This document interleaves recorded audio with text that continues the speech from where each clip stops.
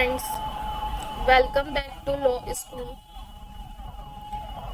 Previous lecture में हमने 55A तक देख लिया था। आज देखेंगे section 57, fraction of terms of punishment.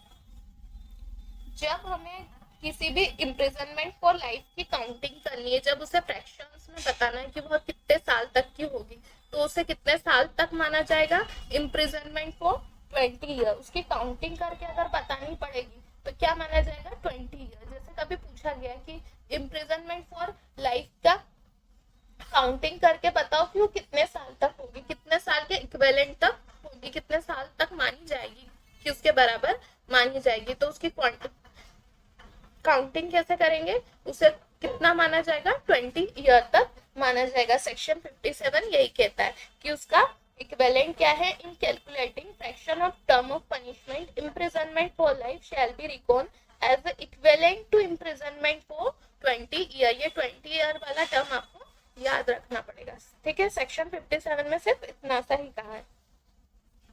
Section 58, 59 repeal है। फिर आएंगे सेक्शन 60 पे। सेंटेंस में be in certain cases of imprisonment Holi और पार्टली रिग्रेस और सिंपल।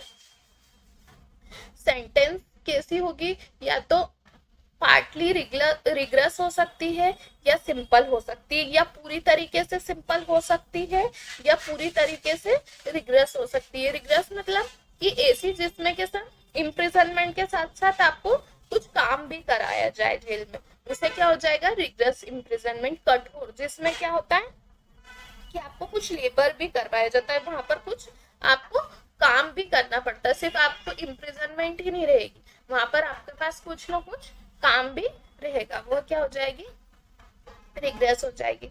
और जब सिंपल होगी तो वहां पर क्या रहेगा, कोई काम नहीं रहेगा, सिर्फ वह इम्प्रिजनमेंट ही रहेगी, आपको कोई काम इम्प्रिजनमेंट के साथ आपको कोई काम नहीं करना पड़ेगा। तो सेक्शन 60 क्या कहता है, imprisonment shall be wholly rigorous, मतलब पूरी तरीके से रिग्रेस भी हो सकती है, वो पूरी तरीके से सिंपल भी मिल सकती है किसी भी पर्सन को, जैसे कि 3 साल की सिंपल इम्प्रिजनमेंट भी मिल सकती है जिसमें कोई काम नहीं होगा, या 6 साल 7 साल की उसे रिग्रेस भी मिल सकती है जिसमें इम्प्रिजनमेंट के साथ उसके साथ काम भी करवाया जाएगा।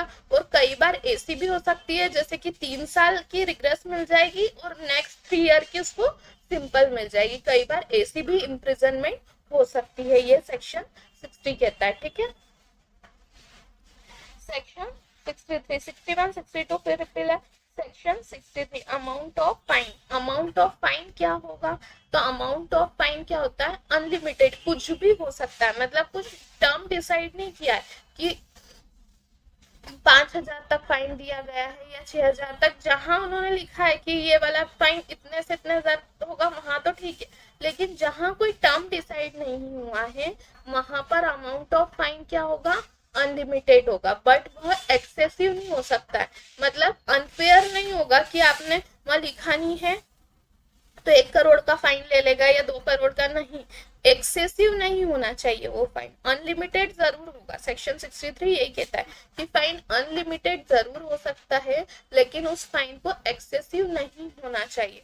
Where fine is not fix section 63 will apply. जहां पर फाइन फिक्स नहीं होगा, मैंने पहले कहा जहां पर फाइन फिक्स है वहां तो कोई प्रॉब्लम ही नहीं है कि 5,000 का फाइन फिक्स है, 7,000 का फाइन फिक्स है, तो उन्होंने पहले फिक्स कर दिया। पर कई ऐसी भी पनिशमेंट है जिसमें फाइन को फिक्स नहीं किया गया है, तो ऐसे में क्या होगा, वह फाइन अनलिमिटेड जरूर हो सकता है, उसकी कोई लिमिट नहीं डिसाइड करी गई है, पर उसे एक्सेसिव नहीं होगा, ये सेक्शन 63 कहता है, ठीक है। Thank you, like share subscribe my channel.